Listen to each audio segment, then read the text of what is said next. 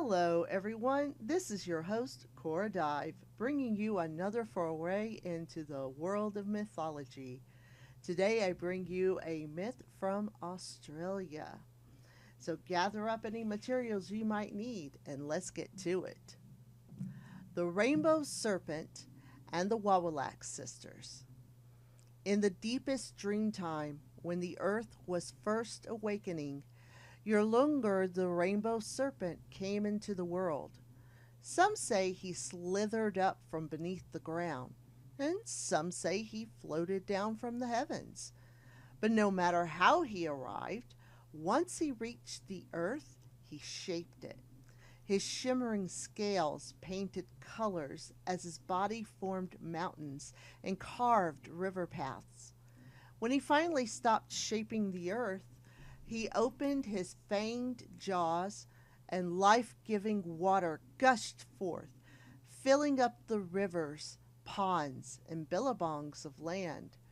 Afterward, he settled into one of these water holes, filled with the sublime confidence befitting a master of creation. At first, no other creatures could match the creative skill of the rainbow serpent.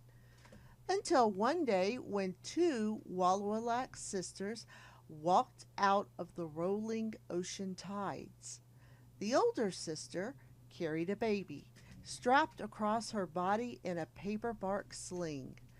The younger sister was pregnant, and both of them carried spears in their hands and spoke commands as they walked across the land. "Rise up," one sister would say, and trees and bushes would grow. In this way, they gave name and shape to the landscape. They were skilled in the use of their weapons and slew many a bandicoot, monitor lizard, and possum to feed upon. They also gathered herbs and fruit to sustain them. As they did so, they also named the plants and animals, giving form to things that previously had had none. Finally, the sisters reached the watering home of Mirarmina, which was, unbeknownst to them, the home of the rainbow serpent. The younger sister felt that her time to give birth was drawing near, and she lay down and delivered her child. The older sister killed animals for their evening meal and placed them in a pot over the fire. To her shock, the animals came back to life and sprang out of the cookpot, running toward the watering hole and jumping inside. The sisters did not know that all the animals of that region belonged to the rainbow serpent, and that he would not allow them to be eaten without his permission. Leaving her child lying near the fire, the elder sister approached the watering hole to investigate. Yurlungur rose up from the water, opening his powerful jaws and curling into a tight, fearsome coil. "Invaders!" he hissed, and although the elder sister raised her spear, Yurlungur snapped her up.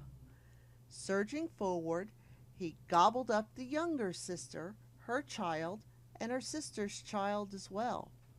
Satisfied that all was well, he slithered back into his hole. The commotion drew the attention of his fellow snakes, which slithered by to see what was happening.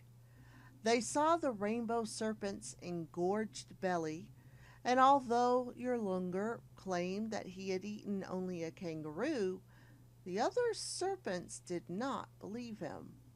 Finally, the rainbow serpent admitted to eating two sisters and their children. As soon as the confession left his mouth, the heavens began to flash with lightning. The winds roared, and the stinging rain gushed from the sky, pelting the serpent's skin. He thrashed this way and that, creating a long river valley with his body. The storm would not relent. All of nature was angry at him for swallowing the sisters. At last he surrendered and vomited up the two sisters and their children, who fell lifeless from his jaws, landing in a nest of fire ants, whose stings brought them back to life. The sisters rose and picked up their children and held them in their arms. The rainbow serpent simply slunk back to his billabong in defeat, no longer confident he was the master of anything. This is the end of the Rainbow Serpent and the Wawilak sisters. That was it was short, but it was very interesting. That poor huge snake just trying to survive and protect its people, but, well, I guess the heavens didn't exactly appreciate it. Next time, we will continue our foray into mythology. Until then, this is your host, Cora Dive, signing off.